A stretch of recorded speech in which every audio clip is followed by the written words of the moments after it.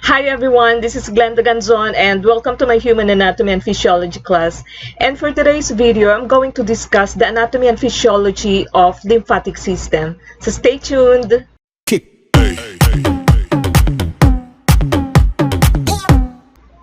The lymphatic system is a part of the circulatory system comprising a network of conducts called lymphatic vessels that carry a clear fluid called lymph unidirectionally towards the heart. The cells of the body are bathed in interstitial fluid which leaks constantly out of the bloodstream through the permeable walls of the blood capillaries. It is hence very alike in composition to blood plasma, and some tissue fluid returns to the capillaries at their venous ends and the remainder diffuses through the more permeable walls of the lymph capillaries, forming lymph. So lymphatic system does not have central pump organ. Lymph is a clear, colorless, watery fluid similar in composition to plasma with the important exception of plasma protein. Lymph contains less proteins than blood and it is identical in composition to interstitial fluid. The hydrostatic pressure of blood in the blood vessel forces our water and small protein into the interstitial space, and once carried by the lymphatic capillaries, it is known as lymph. Its main function is to nourish and bath tissues. It also transports the plasma protein that sweeps out of the capillary bed to the bloodstream, and it also carries away larger particles such as bacteria and cell debris from damaged tissues, which can then be filtered out and destroyed by the lymph node.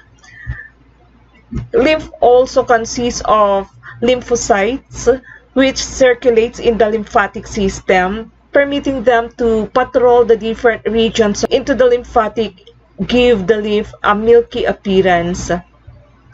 Lymph is also the most common route for cancer cells spread, like the second common route is via the blood. The function of the lymphatic system are: first is for fluid balance. The lymphatic vessels transport back to the blood fluids that have escaped from the blood vascular system, and about 30 liters of fluid pass from the blood capillaries into the interstitial spaces each day, whereas only 27 liters pass from the interstitial spaces back into the blood capillaries.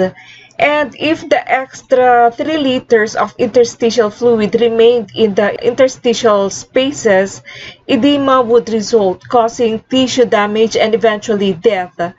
The remaining fluid enters the lymphatic capillaries, where the fluid is called lymph.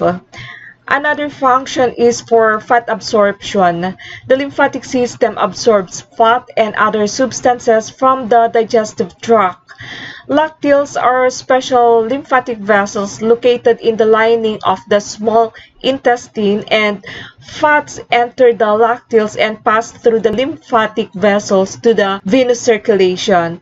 And lastly, it houses the body's defenses. So the lymphoid tissue and organs house the phagocytic cells and lymphocytes, which play essential roles in body defense and resistance to disease.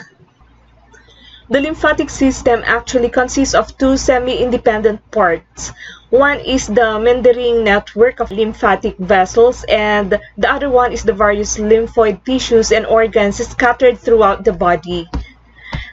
The function of the lymphatic vessels is to form an elaborative drainage system that picks up excess tissue fluid, now called the lymph. The lymphatic vessels are also called lymphatics, and it forms a one-way system, and lymph flows only toward the heart. The microscopic blind-ended lymph capillaries weave between the tissue cells and blood capillaries in the loose connective tissues of the body and absorb the leak fluid. The edges of the endothelial cells forming the walls loosely overlap one another, forming flap-like mini valves that acts as one-way swinging doors, and the flaps anchored by the fine collagen fibers to surrounding structures and gape open when the fluid pressure is higher in the interstitial space, allowing the fluid enter the lymphatic capillary. Lymph is transported from the lymph capillaries through successively larger lymphatic vessels referred to as the lymphatic collecting vessels, until it is finally returned to the venous system through one of the two large ducts in the thoracic region, and the right lymphatic duct drains the lymph from the right arm and the right side of the head and thorax. And the large thoracic duct receives lymph from the rest of the body. Both ducts empty the lymph into the subclavian vein on their own side of the body. The lymph nodes in particular help protect the body by removing foreign material such as bacteria and tumor cells from the lymphatic stream, and by producing lymphocytes that function in the immune response. Within the lymph nodes are macrophages, which engulf and destroy bacteria, viruses, and other foreign substances in the lymph before it is returned to the blood. Collections of lymphocytes, which is a type of white blood cell, are also strategically located in the lymph nodes and respond to foreign substances in the lymphatic stream. Lymph nodes vary in size and shape, but most kidney-shaped, less than 1 inch, approximately 2.5 centimeter long, and buried in the connective tissue that surrounds them. Each node is surrounded by a fibrous capsule from which strands called trabeculae extend inward to divide the node into a number of compartments. The outer part of the node, which is the cortex, contains collections of lymphocytes called follicles, and many of which have dark staining centers called germinal centers. And these centers enlarge when specific lymphocyte, or what we call as the B cells, are regenerating daughter cells called plasma cells, which release antibodies. And the rest of the cortical cells are lymphocytes in transit, the so-called T cells that circulate continuously between the blood, lymph nodes, and lymphatic stream, performing their surveillance role. Phagocytic macrophages are located in the central medulla of the lymph node, and lymph enters the convex side of a lymph node through the different lymphatic vessels, and then flows through a number of sinuses that cut through the lymph node and finally exit from the node at its intended region, the hilum, via the efferent lymphatic vessels. Lymph nodes are just one of the many types of lymphoid organs in the body. Others are spleen, thymus or thymus gland, tonsils, and Peyer's patches of the intestine, as well as bits of lymphoid tissue scattered in the epithelial and connective tissues. So let's take on the spleen. The spleen is a soft, blood-rich organ that filters blood. The spleen is located on the left side of the abdominal cavity, just beneath the diaphragm, and curls around the anterior aspect of the stomach. And instead of filtering lymph, the spleen filters and cleanses the blood of bacteria, viruses, and other debris. It provides a site for lymphocyte proliferation and immune surveillance, but its most important function is to destroy worn-out red blood cells and return some of their breakdown products to the liver.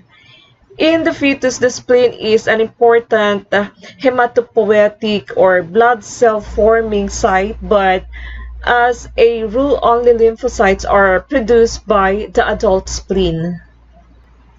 The next is the thymus gland.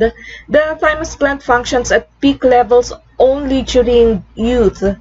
The thymus gland is a lymphoid mass found low in the throat overlying the heart, and it produces thymosin and other that function in the programming of certain lymphocytes so they can carry out their protective roles in the body. Another is the tonsils. The tonsils are small masses of lymphoid tissue that ring the pharynx, which is the throat, where they found in the mucosa. Their job is to trap and remove any bacteria or other foreign pathogens entering the throat. They carry out this function so efficiently that sometimes they become congested with bacteria and become red, swollen, and sore, which is a condition called tonsillitis. Another is the Peyer's patches, which resembles to the look of the tonsils. Peyer's patches are found in the wall of the small intestine, and the macrophages of Peyer's patches are in an ideal position to capture and destroy bacteria always present in tremendous numbers in the intestine, thereby preventing them from penetrating the interstitial wall. Peyer's patches also and the tonsils are part of the collection of small lymphoid tissues referred to as a mucosa-associated lymphatic tissue, or MALT. Acts as a sentinel to protect the upper respiratory and digestive tracts from never-ending attacks of foreign matter entering those cavities.